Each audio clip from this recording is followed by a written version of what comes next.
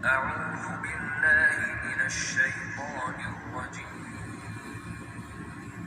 بسم الله الرحمن الرحيم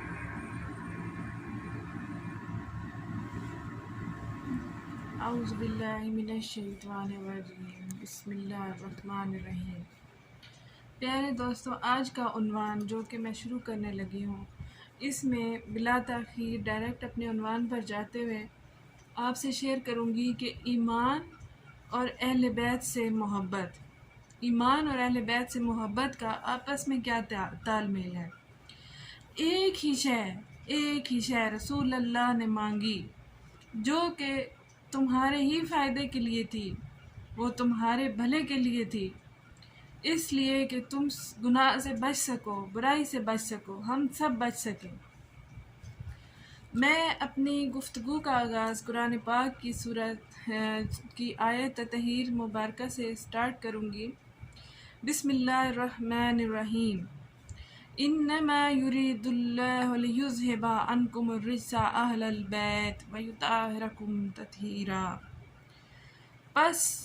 اللہ یہی چاہتا ہے کہ اے رسول اللہ صلی اللہ علیہ وآلہ وسلم کہ اہل بیت تم سے ہر قسم کے گناہ کا میل اور شک اور نقص کی گرد تک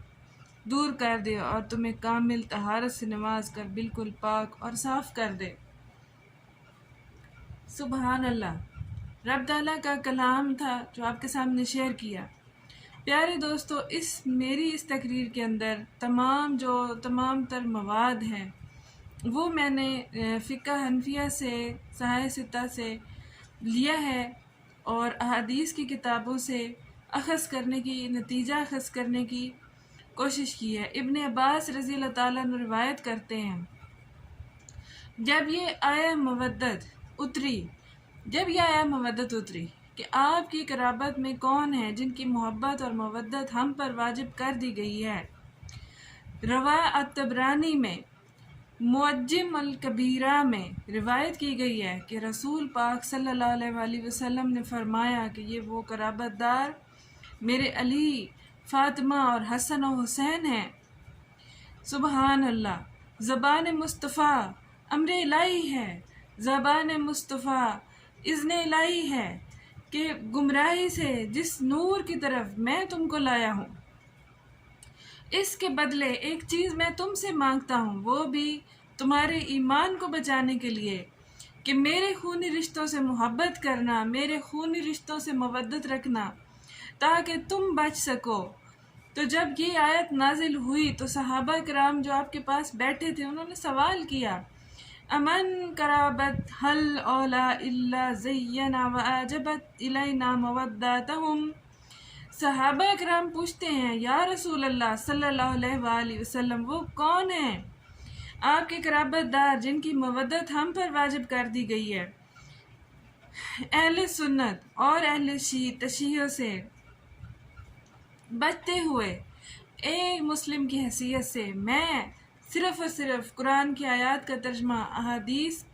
اور تفاسیر کی کتابوں کی مدد سے کرتی ہوئی تیزی سے آگے بڑھ جاؤں گی کہ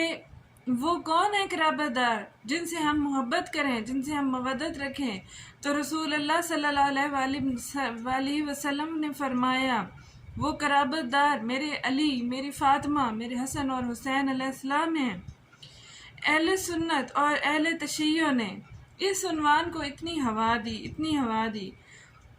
کہ اہل بیت سے غیر معمولی محبت گویا ایسے لگنے لگا جیسے اہل بیت سے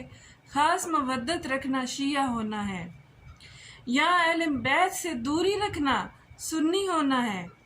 میرے پیارے بہن بھائیوں، کیا یہ ممکن ہے کہ ہم وہ بات جس کی طرف قرآن اشارہ کر رہا ہے، وہ بات جس کی طرف احادیث اشارہ کر رہی ہیں، معتبر کتابوں میں درج ہے، کہ ہم اس الجھن میں پھنس کے کہ یہ جو ہے دشمنان اسلام ان کو خوش کرنے کے لیے کہ ہم اہل بیت سے مودت اور محبت چھوڑ دیں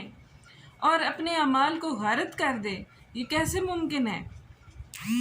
اگر اہل بیت سے مودت رکھنا شیعہ ہونا ہے تو سب مسلمان اہل تشیع ہو سکتے ہیں، سب مسلمان اہل تشیع ہیں۔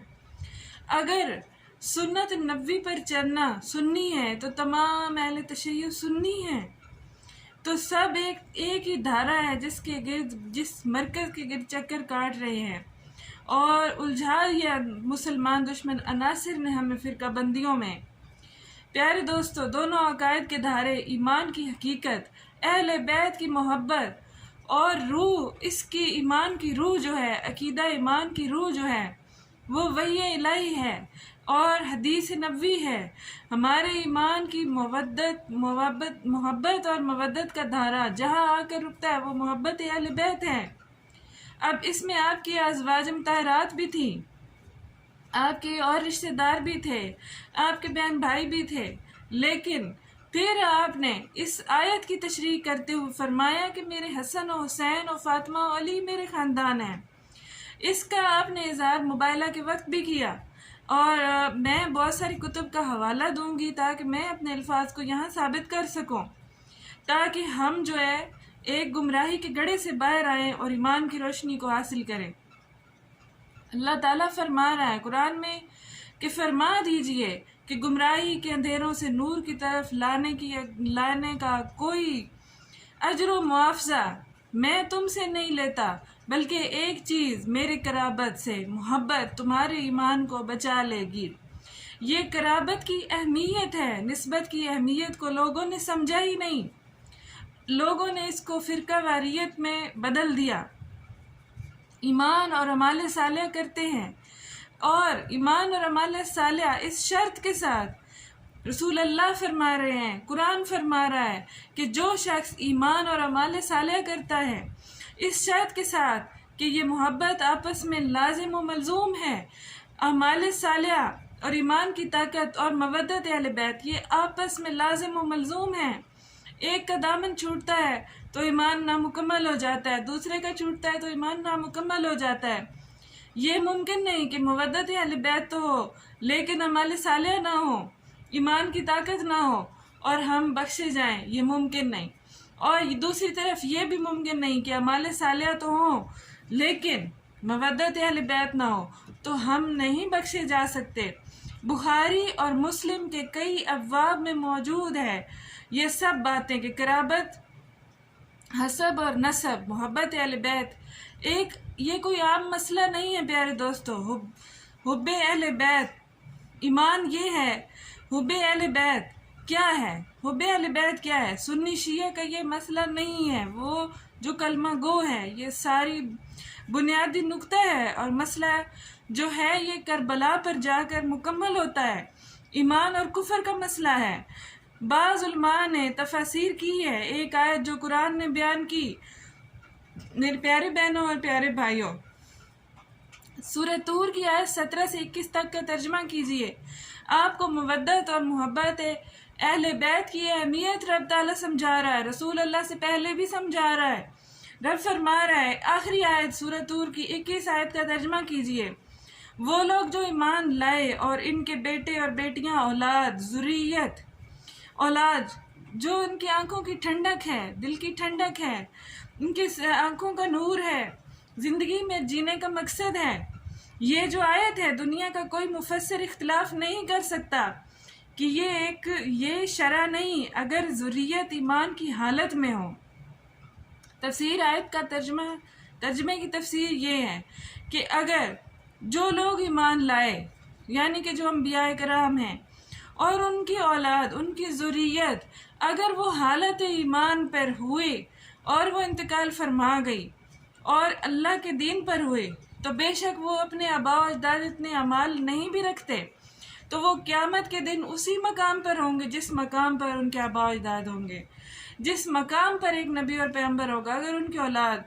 دین الہی پر ہے اور اعمال ان کے اتنے بلند نہیں بھی ہیں جتنے ان کے آباء و اجداد کے ہیں، پھر بھی رب تعالیٰ ان کے اعمال کا پلڑا بھاری کر کے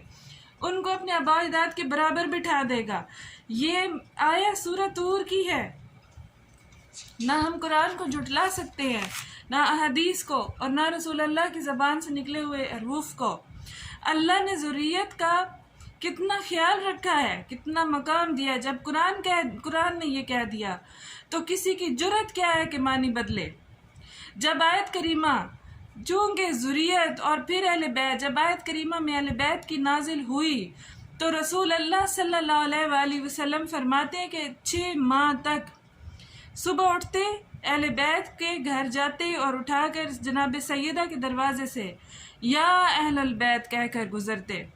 ترمذی شریف کی حدیث بیان کرتی ہوں کہ حضور صلی اللہ علیہ وآلہ وسلم، ترمذی سے حدیث حضرت عمر بن ام سلمہ سے روایت کرتی ہوں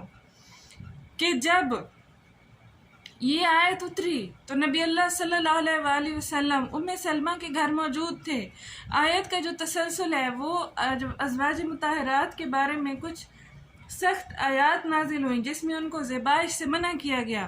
ان کو پردے کا حکم دیا گیا، زمانہ جاہلیت والی عورتوں کی طرح بننے سے روکا گیا اور دھمکی دی گئی، تنبیہ کی گئی، اور یکدم آیت نے اپنا مزاج بدلا اور آیت تطہیر نے اپنا آغاز کیا۔ انما یرید اللہ لیذھب عنکم الرجس اہل البیت ویطہرکم تطہیرا۔ تو آقا نے حضرت فاطمہ کو بلایا، امام حسن و حسین کو بلایا اور پھر واضح کیا فجعل لہم کسائی، اور میری کساء میں آ جاؤ، اور نبی اور نے اس کملی میں ان کو چھپایا، اپنی کساء میں ان کو چھپایا، اور پھر مولا علی علیہ السلام کو بلایا، کساء میں چھپایا، اپنی کملی میں چھپا کر کہا یہ میرے اہل بیت ہیں۔ اس وقت ازواج مطہرات بھی پاس موجود تھی، انہیں بھی بلا سکتے تھے، لیکن نہیں۔ امام ترمذی، امام احمد بن حنبل، امام طبرانی نے تحریر کیا ہے، ازواج مطہرات کا ذکر تھا، آپ نے ان چاروں کو بلا کر اپنی کملی میں ڈھانپ لیا۔ معجم اور میت میں امام طبرانی نے بھی تردید کی ہے کہ آقا حضور صلی اللہ علیہ وآلہ وسلم نے انہی 4 ہستیوں کو بلا کر فرما دیا کہ یہ میری ذریت ہیں، ان کا دامن نہ چھوڑنا، ان سے محبت کرنا، ان کا احترام کرنا، ان کے نقش قدم پر چلنا، یہی میرے بعد تم کو جنت تک پہنچانے کا ذریعہ ہے۔ میرے شہزادے حسن حسین جوانان جنت کے سردار ہیں، میری بیٹی فاطمہ اور جنت کی عورتوں کی سردار ہیں، میرے بھائی، میرے داماد، میرے وزیر، میرے جو مولا علی علیہ السلام کی شان میں فرما رہے ہیں کہ یہ جنت کے دروازہ ہے، میں علم کا شہر ہوں اور یہ اس کا دروازہ ہے، اور یہ جنت کے سرداروں کے سردار ہیں۔ حدیث امام ترمذی سے روایت فرمایا، حدیث سن لیجئے کہ آقا نے مولا علی علیہ السلام کا ہاتھ پکڑا اور فرمایا من کنت مولا فہذا علی مولا، جس کا میں مولا اس کا علی مولا۔ اس حدیث کی وجہ سے آپ کا لقب مولا علی پڑا، کیونکہ یہ زبان رسالت سے نکلا ہے، یہ کسی سنی شیعہ نے نہیں دیا، بلکہ آقا دو جہان صلی اللہ علیہ وآلہ وسلم نے دیا ہے۔ اور صرف اس کی تخریج پر علامہ طاہر قادری فرماتے ہیں کہ میری کم از کم کتاب ہے سیف الجلی، اس میں 51 اسناد کے ساتھ اس حدیث کی تخریج کی ہے۔ اس ایک حدیث کے 58 صحابہ اور تابعین اس کے راوی ہیں، 58 صحابہ اور 51 ائمہ حدیث نے اس حدیث کی اپنی کتب حدیث میں تخریج کی ہے۔ یعنی اس حدیث کی قبولیت کا یہ حال ہے کہ حضور صلی اللہ علیہ وآلہ وسلم نے کوئی ایک پیغام دیا کہ جس میں مولا علی علیہ السلام کا علی مولا ہونا، جس کا میں مولا اس کا علی مولا۔ عربی لغت میں اس کے کئی معنی ہیں، مولا دوست کو بھی کہتے ہیں، مولا مددگار کو بھی کہتے ہیں۔ آپ رسول اللہ کی، آپ کی اپنی سوچ ہے، آپ کی اپنے ذہن کی دوڑ ہے کہ آپ رسول اللہ کو کیا سمجھتے ہیں، آپ اس مولا کا کیا معنی لیتے ہیں۔ تو آپ نے فرما دیا کہ جس کا میں مددگار اس کا علی مددگار، جس کا میں مولا اس کا علی مولا، جس کا میں دوست اس کا علی دوست۔ تو آیت جو ہے جس کو میں محبوب ہوں اس کو علی محبوب ہے۔ ایک بار صلوات پڑھ دیجیے۔